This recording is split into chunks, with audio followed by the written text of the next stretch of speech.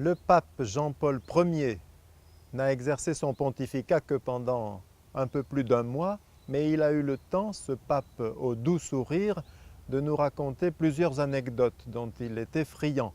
Ainsi, le 13 septembre 1978, à l'audience, il a rappelé qu'au XIXe siècle, le grand dominicain Lacordaire aimait beaucoup le jeune Frédéric Ozanam. Et il disait, il est exceptionnel, il sera prêtre et moi je le vois déjà évêque.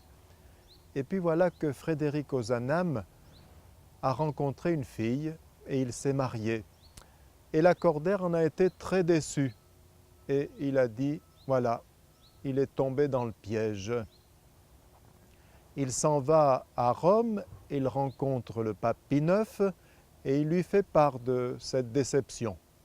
Et avec un bon sourire, le pape Pie IX lui dit « Écoutez, Père, je crois bien que le Seigneur a institué 7 sacrements et non pas 6 et un piège. » Alors pourquoi le sacrement de mariage est-il précisément un sacrement?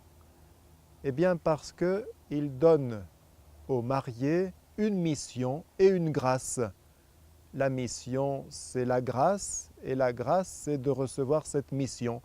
La mission de représenter l'amour inconditionnel de Dieu, de rendre présent cet amour pour l'autre conjoint et pour tous ceux qui voient vivre le couple. Nous connaissons peut-être l'histoire, cette anecdote en tout cas. Un couple chrétien fêtait leurs 70 ans de mariage. Lui avait 94 ans et elle en avait 91. 70 ans, les noces de platine. Alors pour immortaliser l'événement, comme on dit, il y avait quelques journalistes et quelques photographes. Un journaliste s'approche du vieux monsieur, un petit peu sourd, et lui dit dans l'oreille « Dites donc, en 70 ans de mariage, vous n'avez jamais pensé au divorce? L'idée ne vous est jamais venue ?» Et le vieux monsieur chrétien a répondu « Le divorce, non, mais le meurtre, oui, plusieurs fois. » Voilà, on peut être agacé, on a le droit d'avoir du mal à supporter l'autre et pourtant de ne pas mettre le divorce au programme. Alors, le couple représente l'amour inconditionnel de Dieu. Qu'est-ce que ça veut dire inconditionnel? Une comparaison peut nous le faire comprendre. Admettons que je sois artiste peintre et j'ai besoin d'un tube de gouache verte. Je vais l'acheter et comme je suis en plus méticuleux, je ne l'ouvre pas sans précaution, j'ouvre le bouchon avec beaucoup d'attention pour ne pas déformer le tube et j'appuie non pas près de l'embouchure mais au fond du tube et quand j'appuie, il sort de la gouache verte.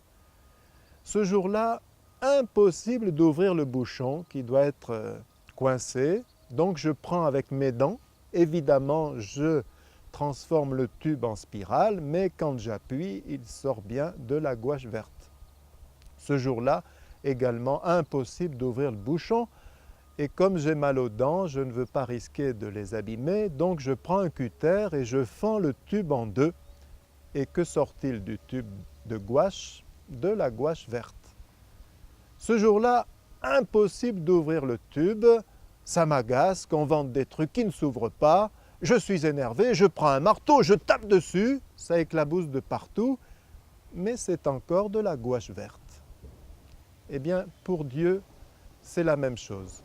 Je vais dans la chapelle de l'adoration permanente, je m'assois sur mon petit banc, je fais un beau signe de croix et je le prie avec confiance et amour. Et qu'est-ce que je reçois de lui? Non pas de la gouache verte, mais de l'amour. Je le ressens, cet amour très privilégié pour moi. Ce jour-là, je vais à la chapelle, mais je suis énervé et je crie intérieurement au moins « Mais pourquoi il nous arrive ça à nous? Pourquoi la guerre? Pourquoi la misère dans le monde? Pourquoi encore nous ?» Qu'est-ce que je reçois de Dieu? Évidemment, de l'amour. Maintenant, je l'insulte, je le laisse tomber, je le mets en dehors de ma vie, je contrarie ceux qui ont à parler de lui. Qu'est-ce que je suis en droit d'attendre de Dieu? Eh bien, encore de l'amour. Et maintenant, je suis tellement énervé, j'ai la haine en moi, je prends un marteau, je le cloue sur une croix. Et qu'est-ce que je recevrai de lui? Encore de l'amour. Dieu ne sait que aimer. Et savoir cela ne me donne pas la permission de faire n'importe quoi. Au contraire, ça m'inscrit dans un profond désir de rendre présent cet amour, de le représenter et de le donner, cet amour inconditionnel.